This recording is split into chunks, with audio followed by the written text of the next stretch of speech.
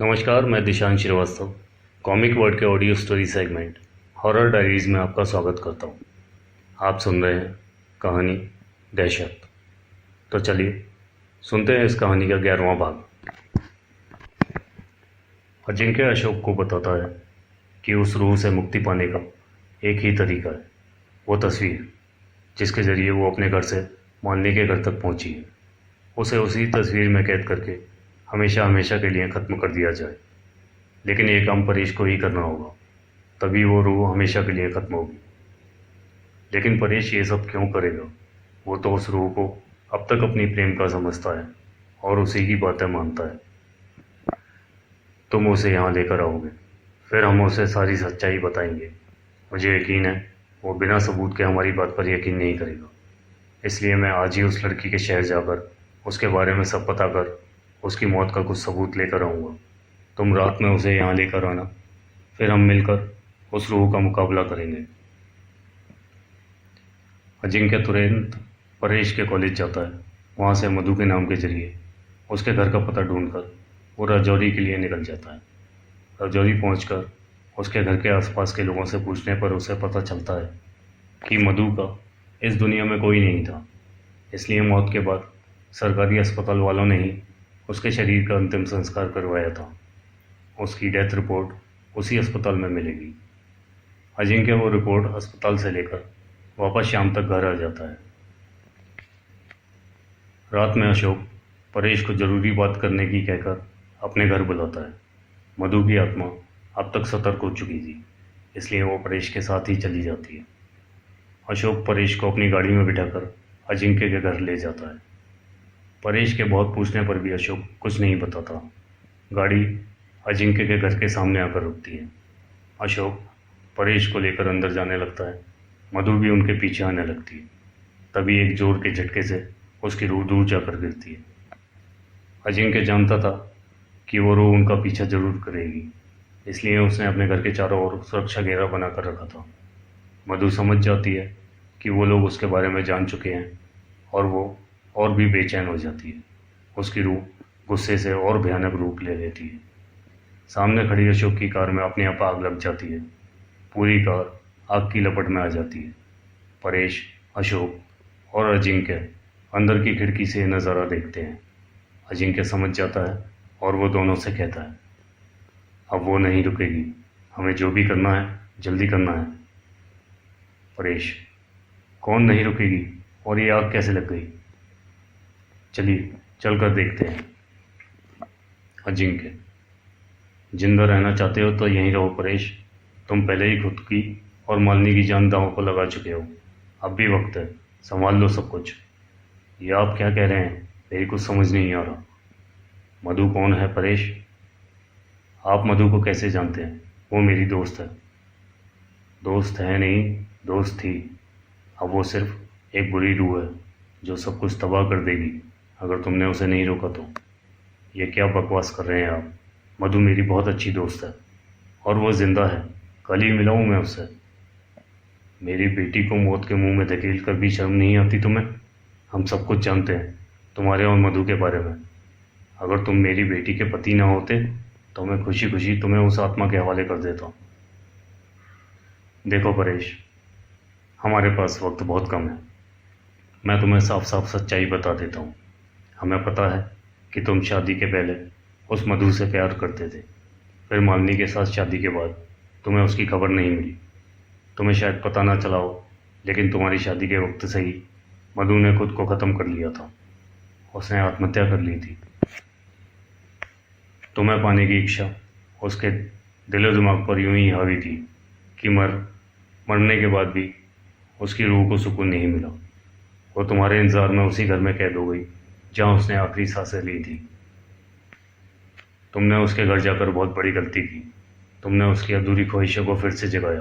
तुम उसकी तस्वीर के जरिए उसकी रूह को अपने घर ले आए। उसका तुमसे अचानक मिलना, तुम लोगों का मालिनी को पागल बनाने का षड्यंत्र रचना, ये सब उसका रचाया खेल था जिसमें तुम खुद ब खुद फंस से चले गए।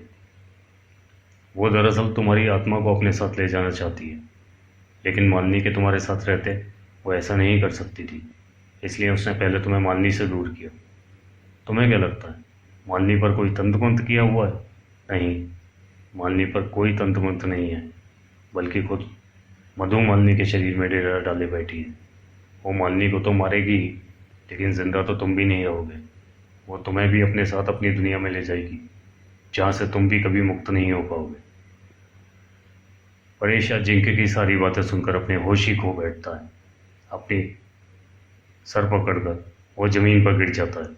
उसे यकीन नहीं होता कि जिससे वो प्यार करता रहा, जिसके साथ जीने के सपने पूरे करने के लिए उसने मालिनी को इतनी तकलीफ दी, अपने बच्चों से उनकी माँ छीन ली।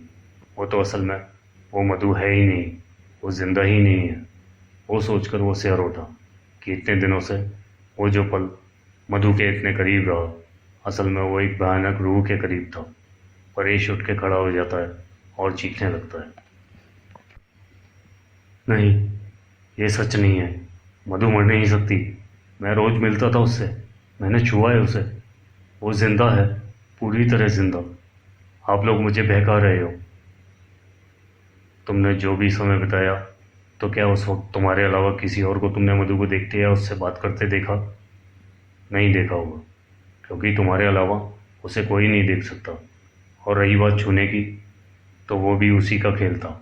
वो एक बुरी आत्मा है, वो कुछ भी कर सकती है। इतने सालों में उसकी शक्ति काफ़ी बढ़ चुकी है। उसका एक उदाहरण तुम देख भी चुके हो अभी भी। ये कार भी उसी ने जलाई है। वो तुम्हारा पीछा करते यहाँ तक आई थी, लेकिन मेरे सुरक्षा कवच के कारण वो अंदर नहीं आ सकी। उसी का गुस्सा था ये। अब वो जान चुकी है, हम उसके बारे में सब जानते हैं, इसलिए अब वो मालिनी के जरिए हमसे लड़ेगी। हमें मालिनी को जल्दी उससे छुड़ाना होगा। परेश, मुझे अब भी यकीन नहीं होता कि मधु मर चुकी है और ये उसी की आत्मा है। मैं जानता था तुम यकीन नहीं कर पाओगे, इसलिए मैं राजौरी गया था सबूत लाने। ये रही मधु की हॉस्पिटल की डेथ रिपोर्ट और पोस्टमार्टम रिपोर्ट। कुछ तस्वीरें भी हैं जो पुलिस ने उसके घर से बॉडी लेते वक्त ली थी। परेश ने गौर से सारी रिपोर्ट्स और तस्वीरें देखी, फिर ज़ोर ज़ोर से रोने लगा। वो बॉडी मधु की ही थी। परेश को अपने किए पर बहुत पछतावा हो रहा था। मधु और मालिनी दोनों की तकलीफ़ों का जिम्मेदार वो खुद को मानता था।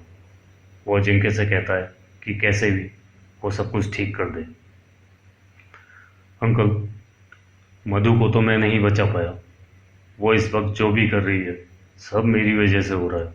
अब मैं नहीं चाहता मालिनी भी मेरी गलती की सज़ा भुगते। मैं मालिनी को कुछ नहीं होने दूंगा। आप बताइए मुझे, मैं क्या करूं? कैसे मधु की आत्मा से मालिनी को बचाऊं? तुम्हें वो तस्वीर याद है जो तुम मधु के घर से ले आए थे? उस तस्वीर में मधु को हमें कैद करना है। उसके लिए हमें तुम्हारे घर जाना होगा। ये सब आसान नहीं होगा, जान भी जा सकती है। मेरी बेटी है वहाँ, उसके लिए मैं जान की परवाह नहीं करूँगा। चलो अजिंक्य, अभी चलते हैं, अशोक बोला। मालिनी मेरी वजह से तकलीफ में है, उसे बचाना भी मेरा फ़र्ज़ है। मैं तैयार हूँ, चलिए, परेश ने कहा। अजिंक्य, ठीक है, हम चलते हैं, लेकिन याद रखना, वो रूह अभी मालिनी के शरीर में है और बहुत गुस्से में है। परेश को पाने का उसका यह आखिरी मौका है, इसलिए वो कुछ भी करेगी उसे पाने के लिए। हम सबको सतर्क रहना होगा। मैंने हम सब के लिए रुद्राक्ष की मालाएं सिद्ध की हैं। इसे पहने रहने से वो हम पर हमला नहीं कर सकेगी। इसे सब पहन लो और किसी भी कीमत पर इसे नहीं उतारना। हम वहाँ जाकर सबसे पहले पूरे घर के आईने सामने के हॉल में जमा करेंगे। फिर परेश, तुम वो तस्वीर लेकर आओगे। हमें मालिनी को उन आईनों के बीच लाना होगा। मैं मंत्रों के प्रयोग से और इस रुद्राक्ष की माला को मालिनी को पहनाकर उसके शरीर से उस रूह को निकालूंगा और उस तस्वीर में डाल दूंगा। फिर परेश, तुम्हें उस तस्वीर को जलाना होगा।